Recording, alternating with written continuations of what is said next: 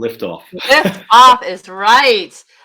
Wow. Season 5 of Manifesting with Meg, conversations with extraordinary people. And I couldn't be more excited to have this episode start off with this special guest, Mike Spatola.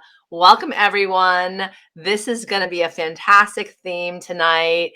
It's pay attention, your soul is calling. And I don't know if anyone needs a wake-up call out there, but hey, everybody, this is your life, and it's time to wake up to the beauty of your dreams. This show is about transformation, dreams, inspiration, true happiness, discovering your bliss, and we're just a conversation away from extraordinary. Time to wake up to a universe packed with possibility. Welcome, Connie. Welcome, Suzanne. And welcome to all of you, and especially welcome to Mike Spatola. This show has, for now, this is my 5th season, introduced you all to the magical guide to bliss as we follow along those inspirational categories to get you all revved up, living the life of your dreams. We are all going to set an intention here, and we're all going to share at the end of the interview what that is. Pick a number, Mike, and it's going to correspond to a page in my book from 397. We all know the drill. Without further ado, let's do this. Welcome, Mike. My gosh. Season 5. I can't even believe it. This is so exciting. I didn't even think I'd make it past basically episode 1, and we're on episode 84. And I'm happy to say that this is a 3-time wonderful conversation with you. I don't think I've had guests for more than one. So that is that, on Saturday Night Live when they have the jackets, the 5-year club, I think we're all going to shoot for that for sure. But when I'm working towards it. Oh my gosh. I'm working towards it.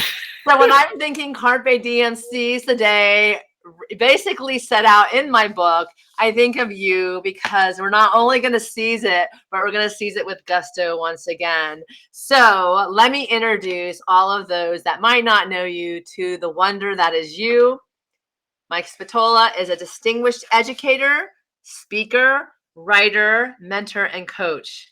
2 years later, in 2022, he's still teaching and inspiring, just in a bigger classroom after he left the school teaching classroom. For over 41 years, he's earned several noteworthy recognitions for his teaching and coaching. Teacher of the Year at Trinity Prep, Faculty Chair of History, voted ISL Boys Basketball Coach of the Year while at Lawrence Academy. He was voted Commencement Speaker twice at Friends Academy. He received Durham Academy's prestigious F. Robertson Hershey Distinguished Faculty Award. And recently, he was inducted into Trinity School's Hall of Fame. Recently, a year and a half ago, he's adding writing to his resume. He wrote for Storyworth this past year and now is doing more podcasts and moderating panels. We had the actual pleasure to do one in front of a wonderful, esteemed group at Trinity Prep. Without further ado, Mike, welcome once again. And are you ready to bring season 5 into the fore? Well, I'd say let's go. Let's rock and roll. But before we do any of that, I just want to thank you for, again, a very, very nice, not too sure overly deserving introduction. But thank you very much. And it's a pleasure for the 3rd year in a row to kick off a new year with you. Let's hope it's a tradition that we can carry on. I think we will.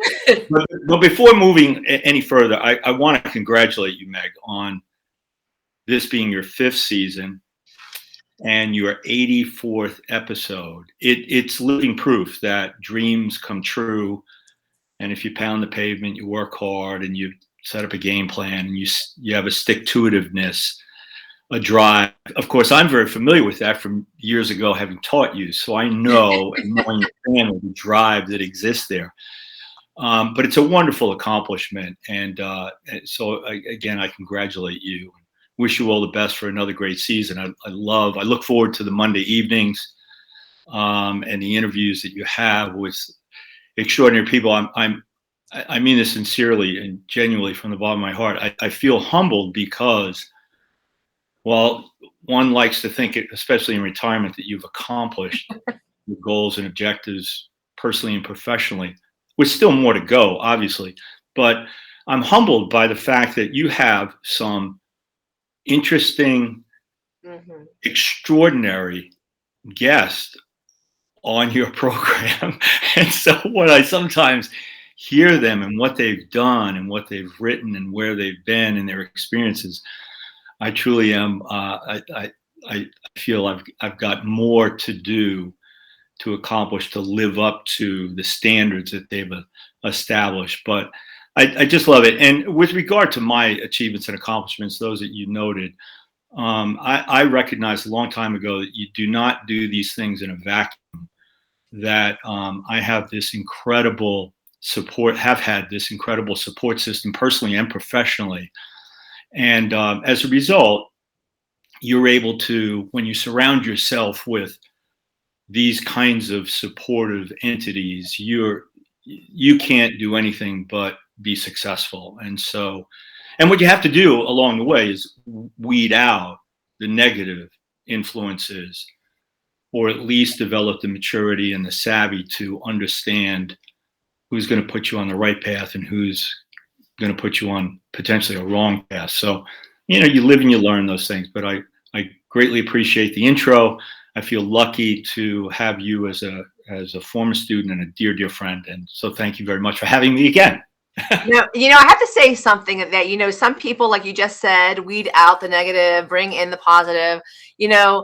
In this life, I do believe it's the magical connections that we make along the way that truly will set a path to make our world brighter. If your world gets brighter, then you know that that's going to shine out from everything that you do. So I love how you pointed out that it's not alone that we walk this journey in our lives. It's always with the brightness of others to join us along the way. Makes it more exciting, and I really want everyone to think about that as they depart onto this next year journey around the sun. Certainly maybe we can all get really intentional as to who we want to have join us and what kind of conversations we want to have with those different who's, those various who's, which I think is so perfect, because I think, the theme tonight is obviously pay attention, your soul is calling.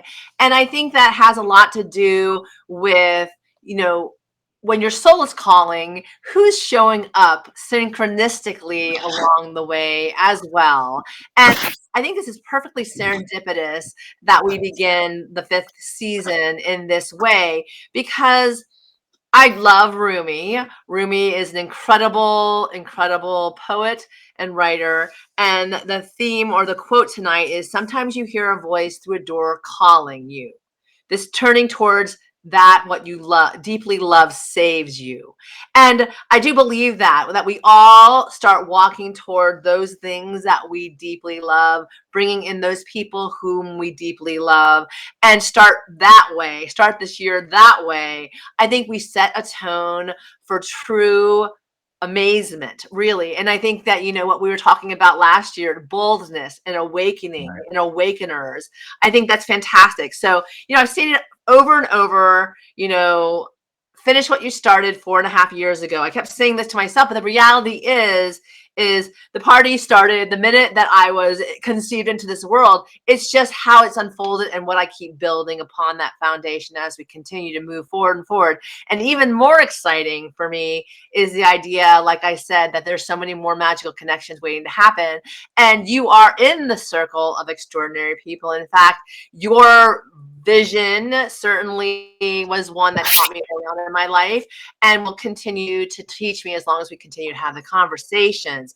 So when you honor your calling, like you did, doors open for you as well as others. You pay attention, answer the call, and turn toward what you love. It will say to each one of us, beckoning us on. So what are your thoughts on this? I don't disagree whatsoever with this notion. I kind of chuckle because I consider myself to be living proof that you need to pay attention to the voice, to that inner voice Yeah. that many would refer to as your soul speaking to you when it calls out to you, however that occurs or when it occurs. Upon graduation from college, doing my undergraduate work, I had 2 jobs. Now, both were brief stints, one in the insurance business and then the other at Walt Disney World. And I may have mentioned this to you in one of the other get-togethers we had. 2 brief stints. But I always, and as I've shared with you, particularly the first time I appeared on your program, teachers and coaches had such an incredible influence on me that that voice was not that any of them were encouraging me into the profession. As a matter of fact, far from it. They'd probably try to steer you in another direction, because even back then, salaries and benefits and whatnot, particularly if you're in the parochial or private sector, you are not going to get rich quick. Not that anybody's in the teaching profession to do that, but there was that voice that I knew that the direction I wanted to go was something else, and so I paid attention to that, and it took me a little while. And as you and some of your audience know, it was Trinity that knocked on the door and afforded me the opportunity to pursue my passion, which was to teach and to coach. And so I absolutely agree with Rumi. I agree with you. I support that notion, and I'm proof of that. And I think that right now in my life, as you've gone through changes in your professional life, now retired, I'm still probably year 3 in grappling with what's that next thing that's going to grab hold. And my fear, and I probably would have mentioned this later in the program, for me, Meg, my fear right now is that I'm still in the process of valuing what went on for 41 years. Yeah. Right. So while I diversified within the educational field, meaning 4 states and 6 schools, which kept me fresh and alive, it still came under the heading of coach, teacher, advisor, and dabbling a little bit in administration. But that next thing that I do is being compared to, it's like what I've said to you before and what I've shared with folks at Trinity. Everywhere I went after that first 10-year period, Trinity had set the tone and the tenor, the standard in a lot of ways. So I went in with certain expectations and maybe a little bit of Trinity arrogance as I went to other places. So my fear is that I won't find something that provides me the ability to satisfy my passion as Trinity and the other schools did during my career. I'll find it. And even prior to going live, we were chatting about writing and things like that. But I'm living proof of that. So I absolutely endorse and support the notion. You got to follow you got to follow whatever that inner voice is.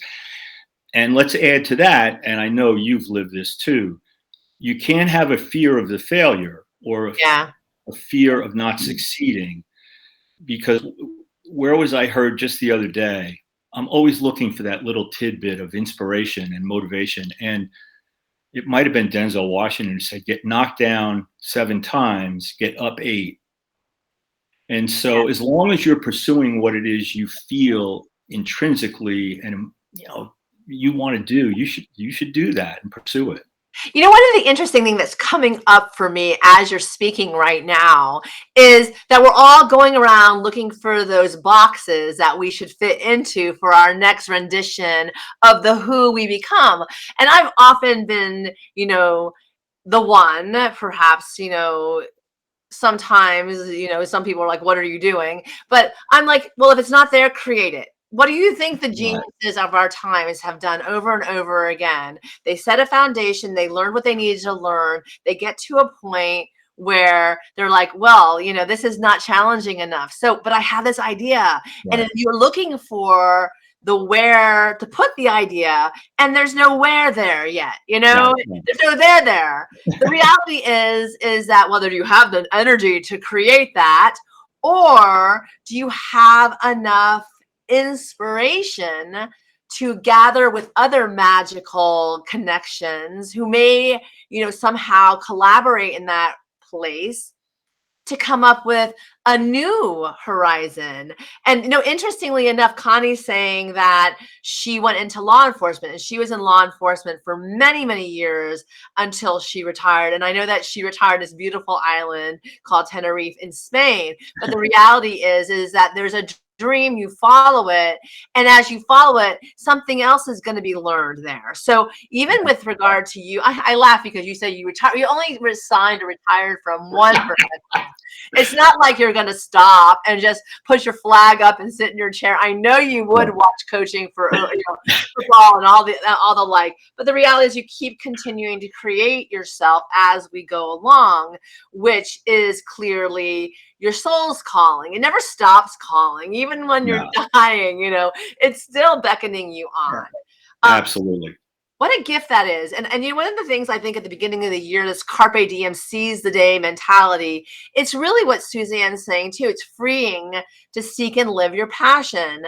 And I think at the beginning of the year, we kind of give ourselves permission more and more to do that. So what are you going to give yourself permission to do this year, Mike, that, you know, that you couldn't do last year, you couldn't do the year before, but because you're 3 years out now, what is it that you want to show up and bring to the world in a different fashion?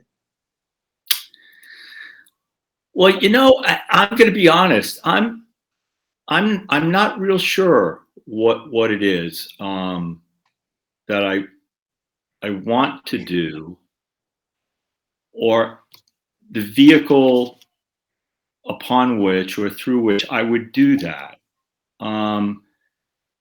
Because in some respects, I'm still searching for that. I mean, I am who I am, and through situations like this, I can share, and our experience down at Trinity, I can share some of my perspectives and views on things like this. But you know, I'm still dreaming of things that I might like to do. And again, the tool or the devices that I would use to, in other words, that would equate to what I was able to do on the field or the court or the classroom. Yeah. Or in meetings through collegiality and collaborative work. And so whatever it is, it has to be something that I'm not closing the door and isolating myself to do it alone. I sort of feed off the crowd, the others. And so again, I'm just trying to be honest. I don't have all the answers. So the one thing that I definitely never want to lose sight of is I always want to pursue, I'm driven to pursue increased knowledge, more information that will enable me to more deeply understand self. In other words, who I am. Yeah. Yeah.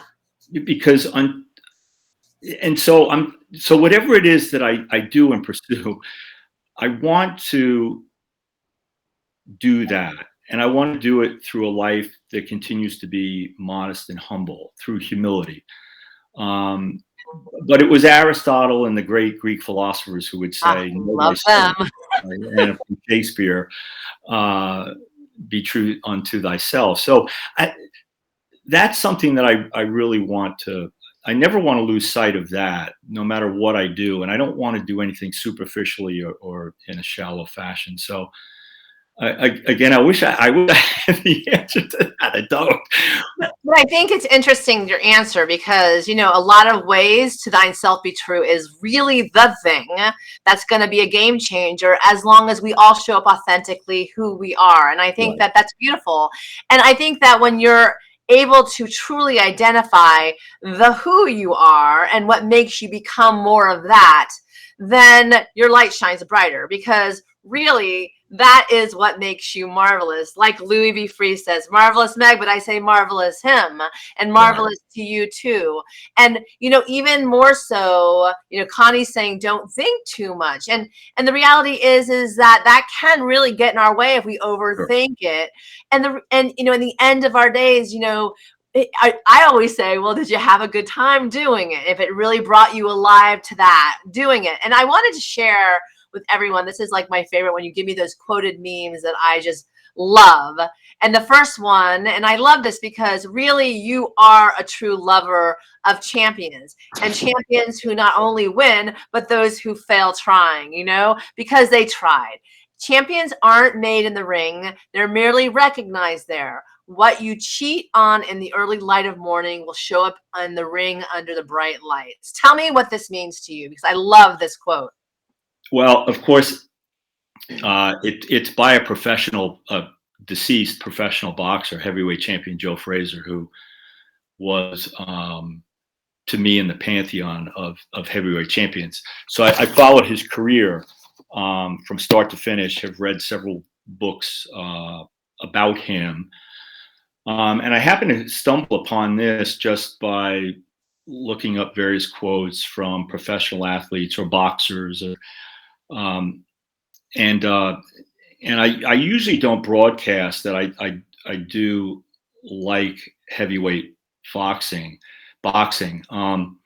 only because people's sort of, not that I care if people judge me based on that, my likes and dislikes, but that they would think that I'm endorsing physical violence.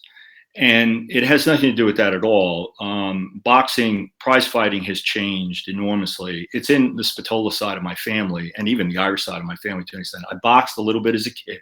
Did you? So, yes, I did. So, and I've actually taken up training because in our new place downstairs is a fitness center where there's a heavy bag. And so that's awesome. Yeah. So talk about, and it allows me to do other things. It allows me to, anyway, to your question. What this quote means to me is I saw it and I could readily identify with it, because to me, the people I know who are successful in whatever field are the people who are doing things not when the bright lights are on. So, for example, I'll use this evening as an example. I love it. If I'm good tonight, the audience and you sit back, and I'll be a critic and say, I did a crappy job. But if you guys say you did a good job, it's because when you sent the information to me, I prepared that information behind closed doors or did whatever. I would get to school in the morning at like 5:45, 6 o'clock, long before classes were beginning at 8 o'clock.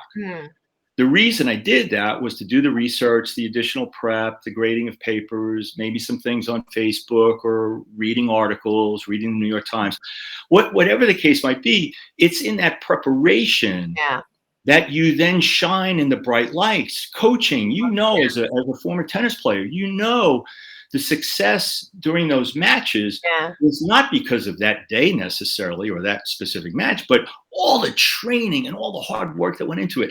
And when I saw this, I said, this relates to me. It defines me. I can relate and connect to it. And it connects and relates to so many people. I've had the distinct pleasure of working with and knowing, and students. Oh my goodness, how many of you are doing all that additional work outside of the classroom to make yourself better and successful? I loved it. Well, I can say this. I think that as a teacher, certainly the preparation is the thing that you try to get across to the student, that you just don't show up and think you know everything. It's actually the process, trusting the process, doing those things that you process. And I think that that goes into, of course, your favorite, maybe not so much of mine, but Lou Holtz, right? Create an environment where you are missed when you're not there. And this is so beautiful. And I will give him kudos for that. You know, the thing is, if you're going to cross someone's path and show up in the world authentically yourself, then if you do so with generosity and kindness, you are creating an environment that people will take note of, and they'll say, wow, did you meet Mike? Or wow, did you see Connie or Louie or Tammy or Suzanne? Tell me what this means to you. I love it, even though it's Lou, you know. Well, actually, you should be kind of happy, because I think it was when Tom Coughlin was coaching the BC football team that they beat Lou Holtz's Notre Dame football There you team. go. So, all right, so kudos to BC. Kudos to BC. Well, again, let me preface this by saying I'm leery sometimes about posting or quoting someone like Lou Holtz, because immediately people will link you to his political ideology or maybe his religious conservatism. And to me, you know what, your politics and how you vote and your religious beliefs are your own. And so for me, something like this, Lou Holtz, a very successful educator, teaching coach, puts out this quote, and he has several others that are very inspirational, motivational. For me, what this means is that wherever you are, whatever you do, and Meg, you just hit the nail on the head. When you leave, you've made the place better, and you've enabled people or encouraged people to say that it was really great meeting him, or wasn't it terrific being around him? So I love that. I just, when I left Trinity, in the back of my mind, not right away, because you're leaving because you're hoping that the pasture is greener on the other side, I suppose, and you're looking for the next best wave. I'm not sure what drives people to do what they do when they bounce around and move from place to place. But certainly as I went then to subsequent schools and worked and matured and had a greater sense of my own worth and my value to the school, to the athletic staff, so on and so forth, to the parental community or the greater community in the city in which the school was or located. When I left, I wanted them to be able to say that he made the place better, or our department was better because he was here. We hate to lose you. We're sorry to leave. That's always nice to hear. But if I can feel inner self-satisfaction that I left it better, that students expressed that in some way, faculty, colleagues, families expressed that in some way, then I know that I've done what I set out to do. And not for those recognitions or those accolades at all. Do the best damn job that you could possibly do under the circumstances. And if you're committed to excellence and you're driven to do that, you're going to leave the place better than when you were there. I love it. And one of the and aside is one of the best. Think about all the graduation speeches or commencement addresses I've heard. Now I've delivered two, so I know what that is like. Think about all of those commencement addresses that I've heard from some of the dignitaries and the this and the that, and the Hall of Famers. And the best graduation speech I ever heard was delivered at Durham Academy by the head football coach, David Cutcliffe from Duke University. And the essence, and the reason that he was the best is because he could relate to the student body. I mean, he wasn't over their heads and he wasn't pontificating.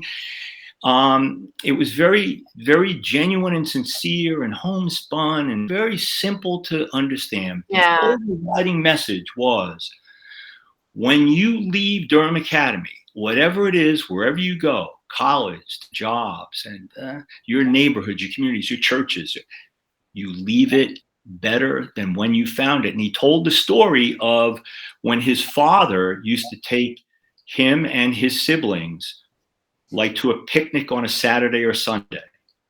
And then they'd be packing up to leave, but you'd see all the trash around that others insensitively would leave behind. Wow. Coach Cutcliffe's dad would say, we're going to clean this up. We're going to pick this up. And of course, I love it. Coach and his siblings would, we didn't make the mess. And the message Dad always told his kids, we're going to leave this better than we found it. And that's the way it should be. And so Coach Holtz's quote there, to me, is meaningful because of that. When you and I were at Trinity a month or so ago, I want to believe that we left it better than when we arrived or when we walked into that theater, and that people were inspired. Anyway, so no, but I want to say I think it's what comes up for me is legacy. Like, what is it that you like? And for me, legacy ties you to something, right? It ties you back to that you were here in this world and you were a part of this world and you left something for this world. And I will go, this is your guy. This is your coach. This is your boy, Coach John Wooden. He even says, success is never final, failure is never fatal. It's the courage that counts. And I think legacy, to leave something worth fighting for or worth living really does take courage, never to give up on the dreams that you have in your heart from the core, your courage, and also to see what you're really made of and who you are in this world rather than sitting back and just allowing life to just pass you by. So tell me a little bit, I know that your take might be a little bit different with regards to this incredible human being and how he inspired you. But, for me, it is all what ties you to this whole thing we call the greater journey of life. Well, the background story. Yeah. I'm in like year 5 at Trinity, and I'm really trying to carve a path, and I'm young and trying to raise a family, and I'm not sure where I'm going, and we're not making any money, and Pam at that point is not working, and so a wide variety of things were going on. And it was just one of those things where at the end of 5 years, you try to reassess. And then, of course, I'm dwelling on the 2 previous jobs I referred to and saying, I'd probably be on a path of being very, very monetarily successful, a bigger house. And so it was meeting with him, which was just a stroke of luck. Yeah. On a Sunday afternoon after a clinic, and spending the good part of an afternoon with him at the Orlando International Airport, and just simply saying to this very kind, thoughtful man and very successful man, even at that point in his life and career, would you mind if I sit with you while you wait for your plane back to California? And he said yes.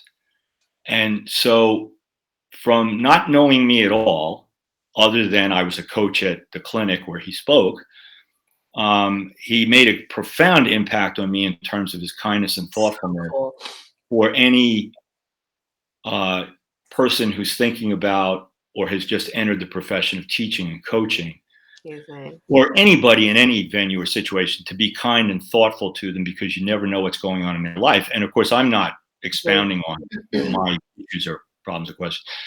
So subsequent to that, we promised one another that we would correspond via snail mail. And it was one of those heartfelt letters where I spilled my guts, where he replied and responded, and I still have the letter. that he wrote that encouraged me strongly to remain in the profession, that the profession needed people who were grappling with questions that I had. Yeah. And it was because of those questions that it would make me ultimately not only successful, love the profession, but be a benefit to the charges that I would have during my career.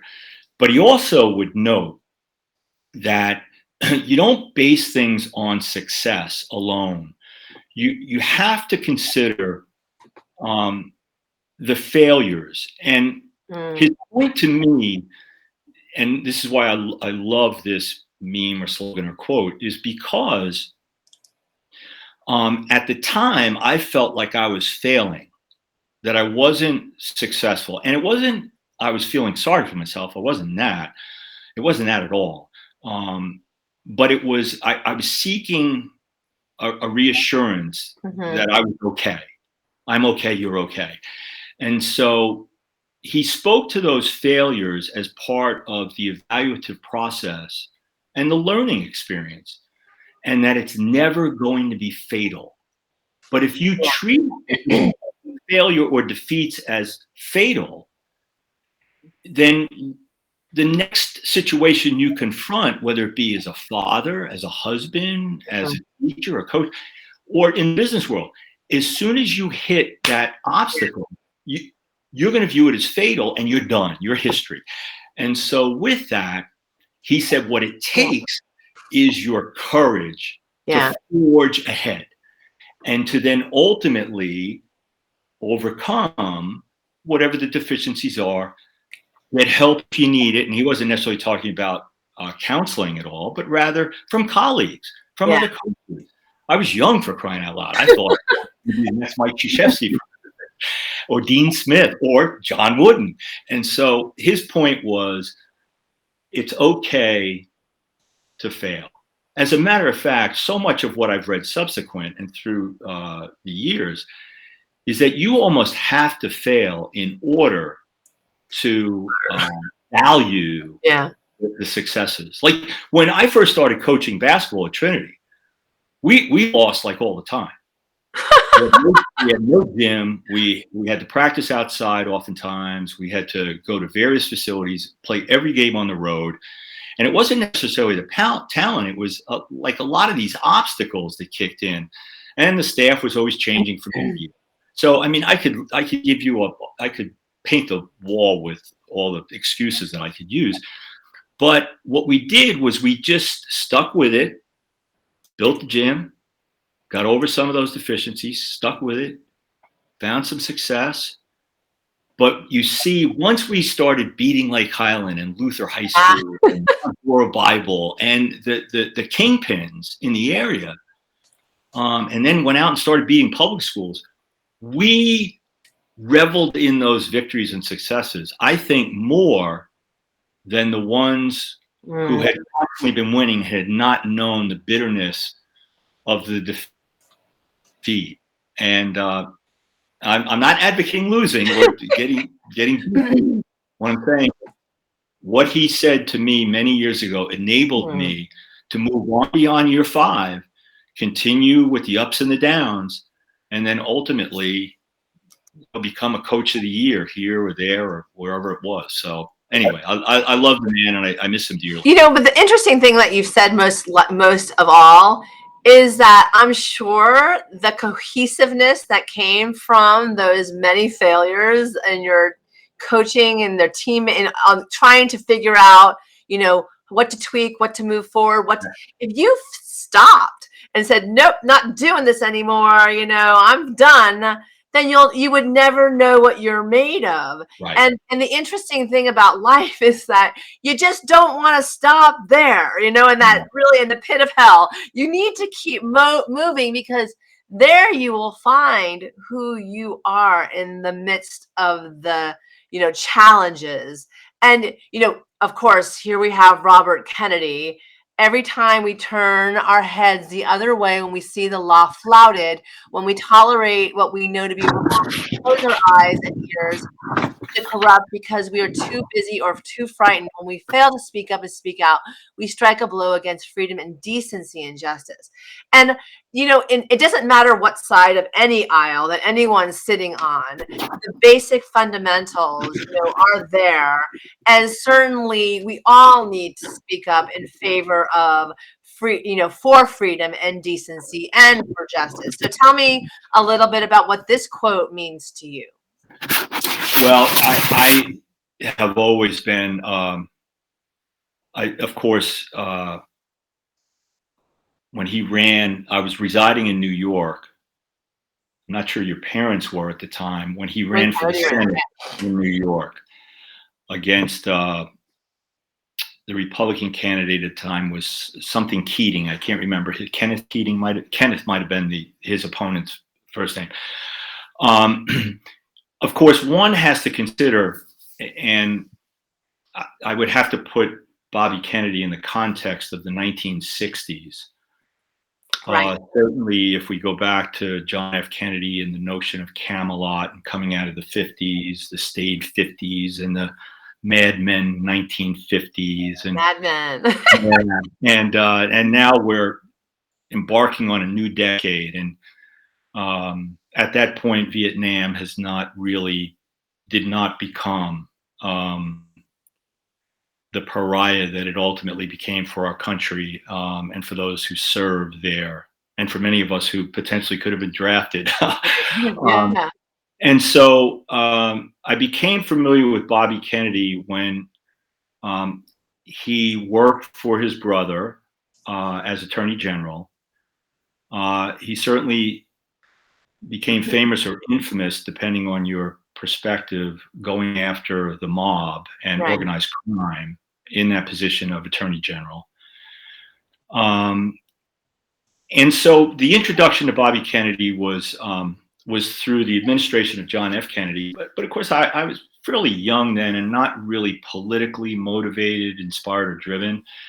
But my family was. And it was a divided family: Democrat, Republican, baseball and politics, and the best are, by the way. Yeah, the best families are. Yeah, and incidentally, it got to a point where, as I got older, particularly with my mom, we had to make a rule: we're not going to talk about religion or politics. There you go. Yeah, so you come from one of those families, those ethnic families. Excuse the description or label, but yeah. So, as I got older and through 64, and then as we approached 68, even before that, before his tragic assassination and death, he really inspired a generation of Americans above and beyond his brother John, because John running in 60 and then taking office at 61, so I'm about 7 years of age, 8 years of age.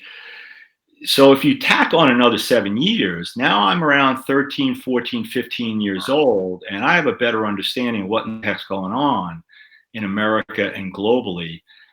And the divisiveness within the Democratic Party at the time, and so he decides he's going to run for president in 68, and might have gotten the nomination. But when I look at Bobby Kennedy, there are two quotes. This one certainly is very meaningful, and I'll elaborate on that in a sec.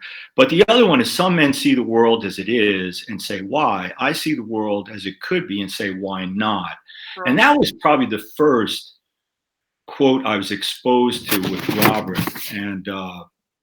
And I've tried to read as much as I can about him as well, because he was such an inspiration. And it was like, it's easy to say no. It's easy to not do something. It's easy to be critical. And what he's saying is, I'm looking at things and saying, why not? It's like that movie where Matt Damon buys the jungle or the zoo. Oh, yeah, the zoo. Yeah. And like, why are you buying the zoo? And he said, why not? I mean, why not do that? And so I was inspired by that. And then to me, Bobby was a man above and beyond political party affiliation and positions with regard to the issues and the Democratic Party. He was a man of the world. And what he's saying here is that we cannot sit back, stand idly, and see something that's wrong. Yeah. And not act on that in some way, shape, or form. And of course, it's a different time now than it was when he said this and wrote things like this. It's a little bit more risky today to do it, to speak out as he's advocating that we do. Yeah. But nevertheless, I'd be lying to you, Meg, if I didn't say there are times when I reflect on the essence of that quote, and I think to myself, why, you coward, because there are ways in which you can speak out. And even if it means that you lose a friend or two on social media, or if your neighbor, it's about principles, and it's about what's right and what's wrong. And people like Mandela and Tutu and Bobby Kennedy, to me, stand above the rest. This is not about partisan politics. Yeah, that's important that you say that. It's not about the label that we give both sides. It's what's right. And it has nothing to do. I want to be perfect. And the interesting thing I wanted to point out is that you are a teacher of history. You were a lover of history and you have to know where we've come from to know where we're going. And you were passionate about that. So when you're saying it has nothing to do with partisan politics, I think that's really important because it has so much to do with principles and values. So go ahead. I'm sorry to interrupt you. Go ahead. No. Here's an interesting little tidbit. When I was at Friends Academy in New York, in the history department there, and I had 7 really fun, enjoyable years. It's when I learned to use technology, actually, or was introduced to technology. I'm not too sure I know how to use it, but it was everywhere I've been, the history department, with the exception of one school, has always been invigorating and just a great climate to work in, very collegial. And so anyway, I'm at Friends Academy, and the department chair. And in a Quaker school, they don't call the chairman or chairpersons or chairmen. They call them conveners, because it's run more democratically. In other words, everybody is on an equal footing with regard to input and decisions, which is nice. But my department convener was a gentleman by the name of, and he's not listening, so I don't think Marshall Linder, sweetheart of a man. Yeah. And a very, very good history teacher, American history teacher. But Meg, from a political, ideological standpoint, Marshall was definitely to the right of, I won't say Attila the Hun, because that wouldn't be fair. He was probably a Barry Goldwater conservative. Okay. Barry Goldwater conservative. Probably to the right of Ronald Reagan. I don't think Marshall would have liked the former president, only because of the fact that Marshall had enormous principles. And I don't mean to offend anyone in the audience but Marshall was a very principled man, but he was very conservative. I mean, a staunch conservative. And so one day, I'm not sure why, we were talking about history and American history in particular, because that's what he taught, American history. We got to talking about Bobby Kennedy. And I'm preparing for Marshall to just, I mean, kill Bobby Kennedy. I mean, kill him for a second, third, fourth time, trash him, to put it mildly. And Marshall says to me, I nearly hit the floor. He said, Bobby Kennedy is one of my all-time favorites. in American history. Oh, really? This is the expression on my face when he said that. That's great. And I said, really? He said, yeah. And what Marshall proceeded to do was speak about principles that are in this quote. Yep. I love So it. in other words, some things are far more important than the political battles and wars that we're having and waging today. I will have to agree with that 100%. I do believe that's the only way we all get back to some kind of conversation at our center. That, you know, we come into the agreement that there's principles we all do agree on: love of family, love of life, love of the future, hard work, you know, aspiration, inspiration, all the above. And I could go on and on. I think it's interesting. I think at the end of the day that we all come to this party full of love of each other and of country and of everything, and realize if we're all speaking that language, there's got to be a good conversation, extraordinary one that could unfold. So to that point, I wanted to get in, because I know we're running out of time tonight, but I wanted to get in some inspirational tones, where you're going in this wonderful new year 2022, and what are you looking to prioritize for your life and for your vision, and how you pay attention to your soul calling that'll bring you into more of an alive experience rather than one where you run from, you know, these conversations. But Well, I don't necessarily think that this is a formula for everyone, but I'm not. For so many years, there was a routine and a schedule. Yeah. And what I had to do, where I had to be, when I had to do it. And while for, I'd say, the better part of my career, and even as a student prior to that, I loved every second of that. So I'm not complaining about that. I mean, there's a part of me that likes to. I've often said to those who have asked, would you rather be a general or a foot soldier, like a master sergeant? And a lot of times I'll say, you know, I prefer taking the orders. Tell me what you want done. Tell me how to do it. Give me a little bit of guidance, and then let me then take my group and we'll get it done. So, you know, Pam and I oftentimes laugh. We come from families where we were taught to be rules followers. And so regimentation and a schedule, an orderly schedule, is not out of the ordinary, and is not something that we or I despise or despised. But I'm bound and determined now, after all those years, of not being on that at all. And while I may still get up at 4:30 in the morning and still shave and get myself dressed, and not like I'm on a schedule, because I would drift if I didn't do that. Yeah. And then if I'm going to go down to the fitness center, I'll do that. But I'm not. So to answer your question, I'm not going to get boxed in to something. Tomorrow may be a lot different than what today was like. And for me, one of the growth things, and it's actually one of my New Year's resolutions, is to just simply, the word enjoy. Enjoy. That's it. It's like a mantra, you know. I'm giving birth, and then I've got to do the breathing, and I look up at the wall and it says enjoy. I love that. and so I'm not sure why I said that, but out of reference, respect and deference to all those who have given birth, I just remember going through those classes and saying to Pam, "What's the mantra? Look at that on the wall. Enjoy.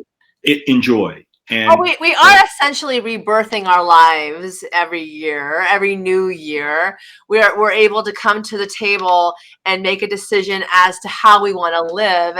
And certainly the caveat enjoy is something that you would want to aspire to, because it's not, we're not here to suffer through. We're here to actually enjoy experience for And, sure. and I know that my life is at a point where it's a little bit different than others. So I can't just simply say, hey, Yeah. whatever it is you're doing, hopefully it's your passion, you love it, and enjoy what you're doing. Yeah.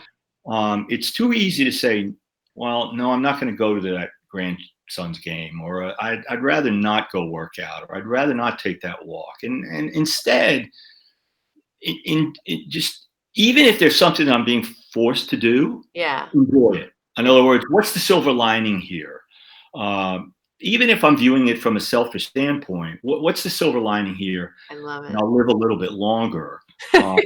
I'm just enjoying it and just letting things sort of flow I as love it. they occur.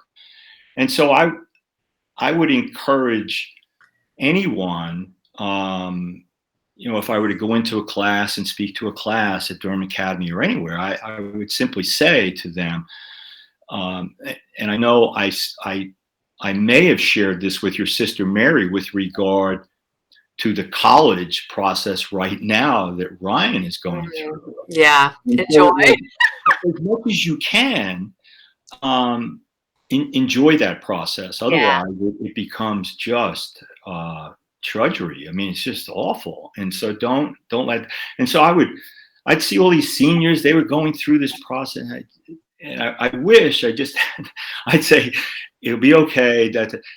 Enjoy. Enjoy. Well, I think, okay, so at the outset of this evening, we were set to be intentional, right? We're set to, enjoy, right? Enjoy what we're going to embark on, the conversation that we're going to have, and everything that comes from it, and any kind of inspiration that we might, share with another, and certainly all the comments that are happening on the side, Connie's and Leslie's and Suzanne, all these engage in the conversation we're having. So what was your intention tonight? And I'll be in January as well. And what number did you pick tonight for to match up with that intention? Well, I would tell you this. I have a few. I hope that's okay. No, go ahead. My intentions were to recognize, at least in some way, shape, or form, that life's an ongoing process and it's an adventure. I like that. And so which is probably why, if I may just quickly interject, I think I averaged 8 years per school. Yeah. Yeah. I think it was something like that. I'm not sure. Who's counting? And that wasn't necessarily the purpose, but I've said this to others, like at Durham Academy, who were there for 40 years or 45 years, that when I write the book, my book is going to have more chapters than your book, which is going to be a little bit more of a snore and boring because I've been at more schools by choice, and because life is an adventure. And as I reflect back on it, now my goal at the time wasn't to navigate the Atlantic or the Pacific or space or new schools, because life is an ongoing adventure. But in retrospect, what an adventure we were on. And I think I can say, I know Pam feels that way. I think I can safely say that on behalf of my 4 children as well. They would say pretty much the same thing. The other part of that, my intention, was to have people thinking that they should be bold. In other words, take risks. Yeah. Dream, and then pursue it. Set up the game plan and go after it. And one of the things I loved about working for Michael Uckel-Steiner, the head of school at Durham Academy, was I came in with 30 years experience elsewhere. And I said to him, do you know, Michael, I've been denied jobs at other schools because I'm coming in as a seasoned veteran, and they don't want a person who has veteran experience or experiences at other schools and now is going to come in and think he knows it all. And Michael said to me, and I knew that we'd have a good tenure there, was that precisely what we value in you. Is that you're coming in with experience there was a second time where he came in and he was doing sort of an assessment or evaluation, and it was a non-threatening assessment and evaluation. And gosh, after all those years. Yeah, right. But he was good because when he came in to sit in on the class, he'd ask the teachers if there was something that he would like for us. He would ask if there was something we wanted him to look at closely. In other words, the balance of participation or whatever it might be, the use of technology and how we used it. And so it was very non-threatening. And so one day he came in, and he came in with his legal pad I don't even think he took very many notes. But at the end of the class, I said, "So what do you think?" He said, "Oh, it was good. It was very good." I said, "I thought it sucked." And he said, "Well, tell me why." So I told him why. And I can't remember exactly what went wrong, but I said, it's something just didn't go the way I had intended it 2 nights ago. Yeah. And, Michael, it's like he understood sports very well. I said, it was like going in with a game plan. And then all of a sudden that game plan, really, you got to toss it out the window. And now you got to make adjustments on the fly. And I'm not too sure I was able to do that in an efficient fashion. And he looked at me and he said, "Are you kidding me? I congratulate you for taking the risk to do it. I love it. Have it, maybe fail, not go as you wanted. He said to me, I would have never known that it failed. And I'm not too sure based on the reaction of your teachers, they thought it failed." So in any event. It's all supposed to happen the way it happened. That's it. Yeah. That's it. It's sort of how you just roll with the punches. Roll with the punches, So baby. that would be the same. Be bold, take risks. And then the last is dream. I love it. And dream with others. And don't be shy to dream with others and share those dreams with others. Because as Mike Krzyzewski has always said, 2, and I'll add, or more, 2 are better than 1 when 2 act as 1. And so for me, 2 or more are better than the 1 when the collective, the collaboration or the team really acts as 1. And so in order to do that, I think you share those dreams and you get the feedback and you get input and you're willing to grow and mature and to do something with someone else and to have those dreams. It might be, let's do a mock trial. Let's do a simulation. Let's go to Hawaii. Let's move downtown.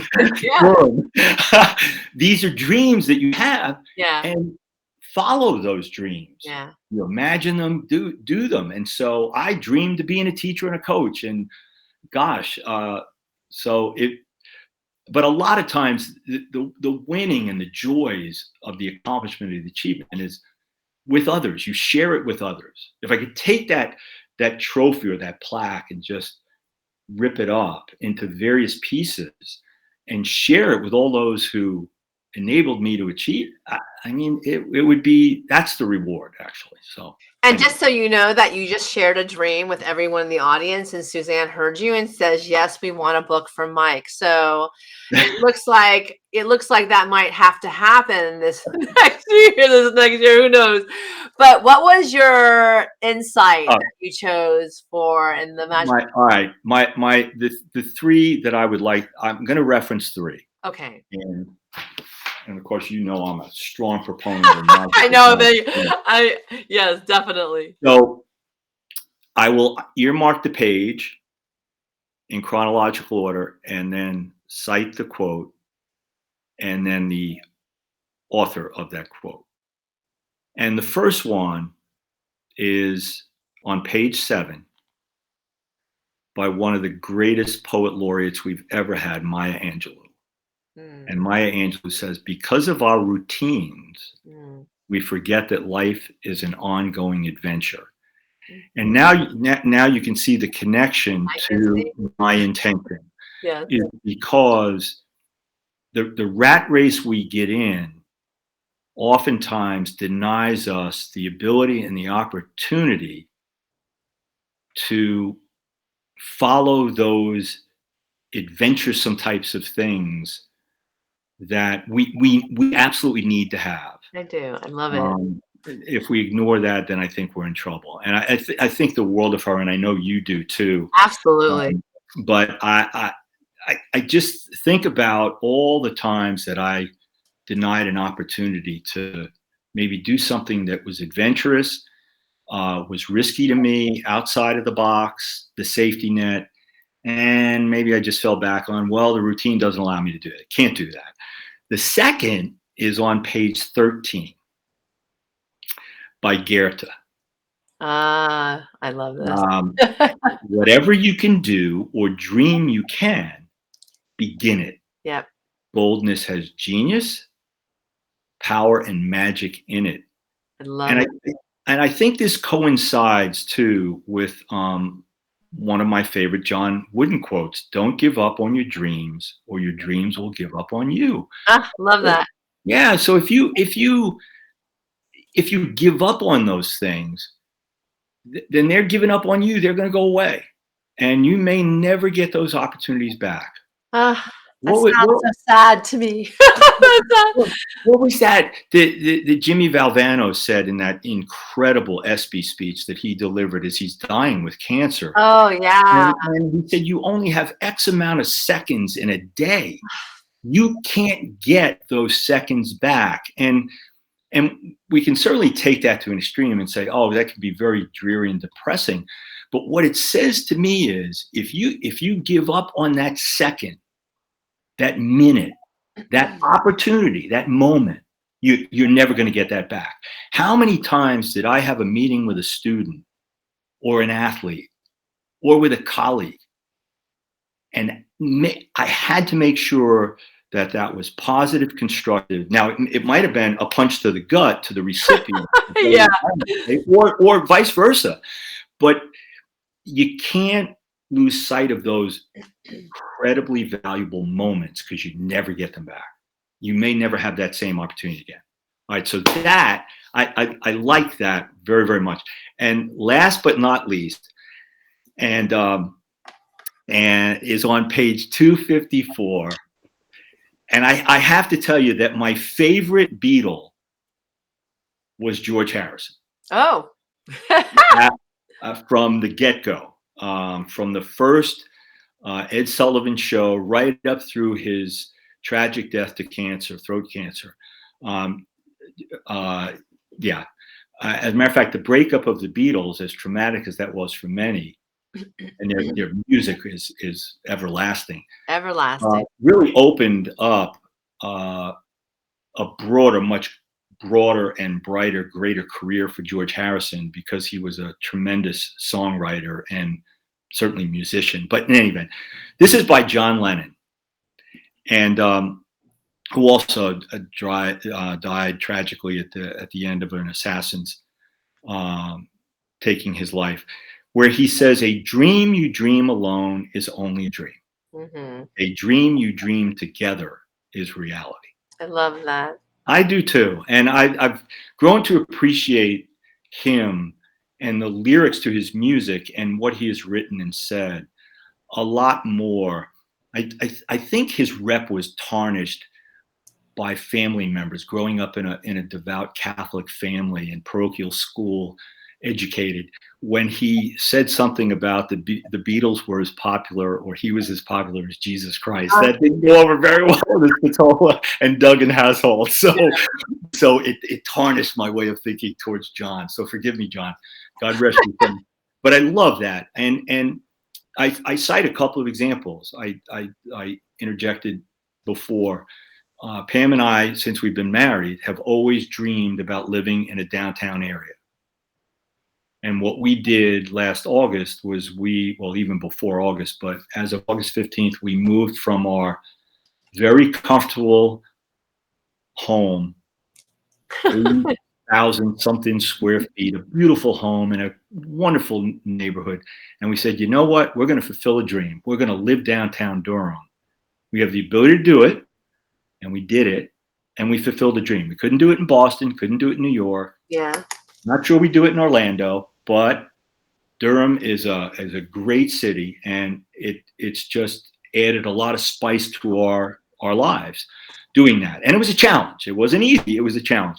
And the second thing is we're fulfilling a dream, taking a vacation out in Hawaii. Right. Yeah. And so and again, I don't say those things because a lot of people can't afford to do it.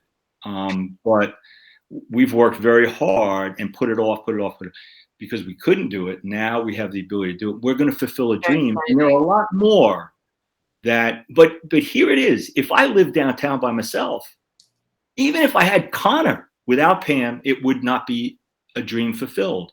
And to go to a place. Connor's his dog, just so we all know. Connor's my little Yorkie. His baby. Yeah. He's the man. Anyway, so I love that. And again, it's probably, I love being with people and around people and with students and athletes, and so the retirement creates a degree of loneliness, but you try to get out and about. And living in an apartment complex allows you to be around a lot of people, a lot more than we were in the neighborhood. So anyway, those are my two. Well, I have to say, I love all three of your intentions: the boldness, the seconds of your life that you want to live, and especially the dreams, and especially the dreaming with others. Because just like what you said, being alone is one thing, but we need to share it with someone that you love who's got that dream, or even that collaboration toward the end is amazing. And I think that, the inspiration can be both found there and resonate there. And I wanted to end tonight with this last final quote that you shared with me, and it's Denzel, and I'll leave a copy of my book up there too. Don't aspire to make a living, aspire to make a difference. And I'm going to leave with you. I'm going to ask you to give us one last final inspiration tonight based upon that quote as we all go off into our lives, off into our January, starting off the new year, carpe diem, seize the day. What would you want to leave us all with tonight, Mike? Well, certainly, if what we're doing is we're going through the motions and we're in that rat race to just make a living, we may make a difference. We may not make a difference. Yeah. The goal should be, whatever it is we endeavor to do, it should be to make a difference, not necessarily to make our living. I mean, we certainly are educated and inspired and motivated to go out and be successful. Maybe what we need, and Denzel has done this. Yeah. And I've watched videotapes of him delivering some of the most awesome commencement addresses I've ever heard, because I find him authentic, genuine. He's found Christ in his life again. I can sort of relate to. We're not from the same area of New York, but we're kin. We're sort of contemporaries age-wise. I think he's a phenomenal actor, but I think his work with the Boys and Girls Clubs throughout the United States is just incredible. And so he's making a living, certainly, and a lucrative one, and living the high life in many, many ways and respects. But he also is making a profound difference in the lives of many people. And that, to me, is what life, in fact, should be about. Some of the finest years, as I reflect back on my career, were the years when I was making very little money. As a matter of fact, when I was handed those letters of agreement or contracts, I oftentimes would say, how many days do I have, to the secretary, administrative secretary, or to the head of school or upper school director. I'd say, how many days do I have to examine this? And they'd say, well, you take a week if you need, or as long as you want. And Meg, I'm telling you, it's in the envelope. I would literally take it home, put it on Pam's desk, and I would say, take a look at it. If you approve, we move on. For years and years, I never knew what I was making as a salary. It didn't matter. Yeah. And I used to tell my Gov students at Durham Academy, don't tell the head of school or any board members this, but I do this for nothing. Well, that's the best job. You have to tell me to do. But for me, it was, am I making a difference in the lives of those students or in the greater Durham Academy community? I would like to share one last thing, if I may. Yeah, go ahead. Oh my God. I was want sort of to the say, final. I do want to point out though that on top of that, it doesn't stay with Durham Academy. It doesn't stay with Trinity.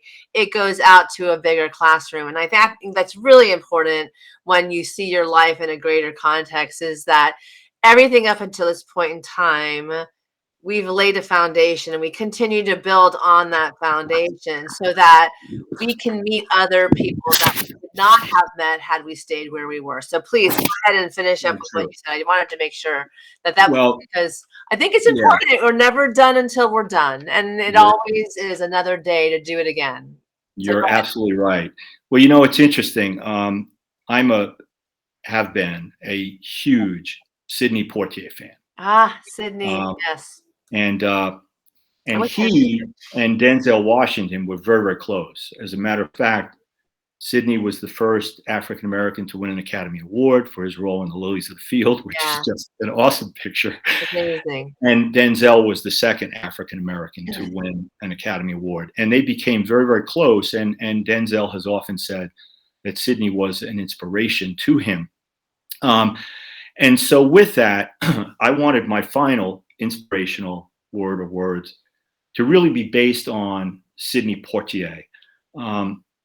His passing hit me fairly hard, and usually I'm very quick to get over the passing of someone dear or someone I don't even know, but I followed or I've wanted to emulate or I admire. But for some reason, Pam and I were talking about this the other day. He was someone who I thought would live forever. That he was eternal. And certainly because of his work, he will live on. There's a legacy there. He will live on forever. Well, that's for sure. Think about his life and his contributions in any event.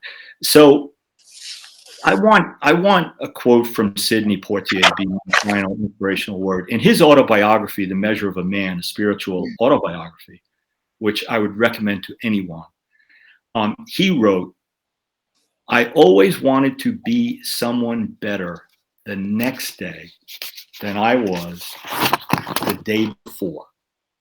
I like that. Someone better the day after than the day I was before." He also noted that, and I think this is key, you don't have to become something you're not to be better than you were. A person doesn't have to change who he or she is to become better. Wow. And I thought to myself when I read that, Yeah, it's pretty. Wow, to be better, I have to be something.